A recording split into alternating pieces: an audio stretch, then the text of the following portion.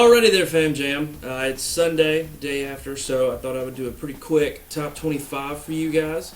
This week is going to be week 8, and instead of trying to give you a little bit on every team, I'm just going to wait to do that into the top 5. I'm just going to run through the 20, and then the top 5 I'll explain a little bit about why I think they're up there.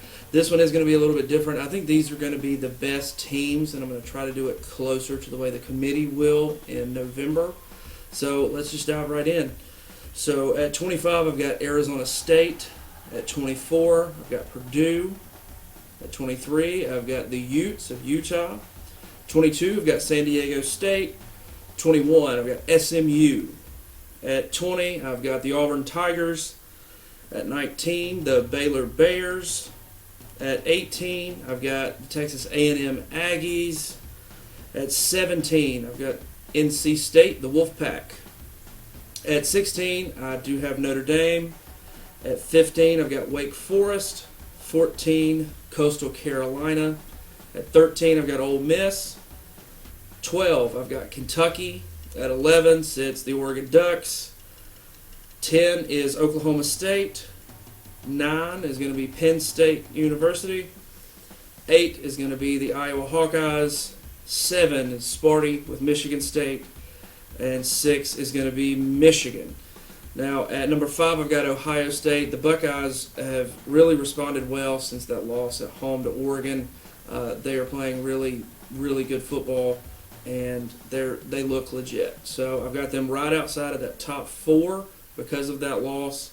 I don't think they're the best one-loss team in the country, but they are up there. At 4, I've got Cincinnati, and I know they're undefeated. I know they're a group of 5. I know they're playing very good football, but when I compared them to the next 3, I just don't see them pulling off a victory, neutral site, or at these teams' home. The only way I could really see them able to edge something out is if they played at Cincinnati. And we know when we get into the top 4, they're going to be at bowl destinations, and I just don't see Cincy pulling that out. But I do respect them. I do give the Bearcats a whole lot of credit, and that's why I've got them at 4. So right now, they're in to me. At 3, I've got Alabama. I know the Texas A&M loss was a little bit of a gap, but the loss came in the last few seconds. I know they were a little bit exposed, but that defense showed up yesterday. They got a whole week of hearing that they weren't the old Saban defenses. They weren't the old Alabama. They absolutely destroyed Mississippi State. That defense looked exactly like a Saban defense that we expected to look. I think they just had an off week last week, and Saban is a master at using a loss as a way to refocus his team and to get his team back on track. That's exactly what happened. Make no mistake. They're in the top 3 teams of the country, guys. That's not even a question.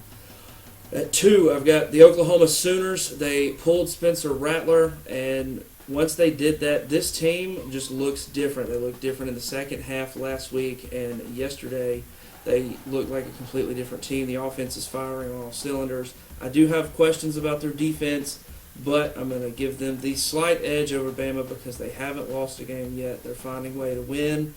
So they're in at 2. And number 1 is the Georgia Bulldogs.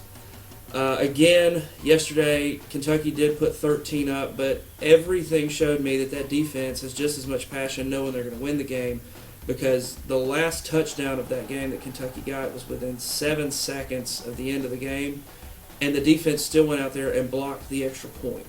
You had a field goal right before halftime that was blocked by Georgia. The leading rusher in the SEC was held to 7 yards on 7 carries, so a yard a carry. They're averaging 6.6 points a game in scoring defense. And I like the way Stetson Bennett has improved over last year.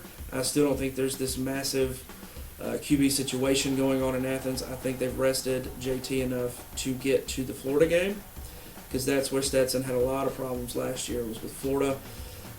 So I think they've just rested JT to get to Florida. They've got a bye week coming up, and Georgia just looks the part, and right now they're number 1. So the 4 in, if the committee were to come out today and it was up to me, it would be Georgia, Oklahoma, Alabama, and Cincinnati. Those would be the 4 teams getting in.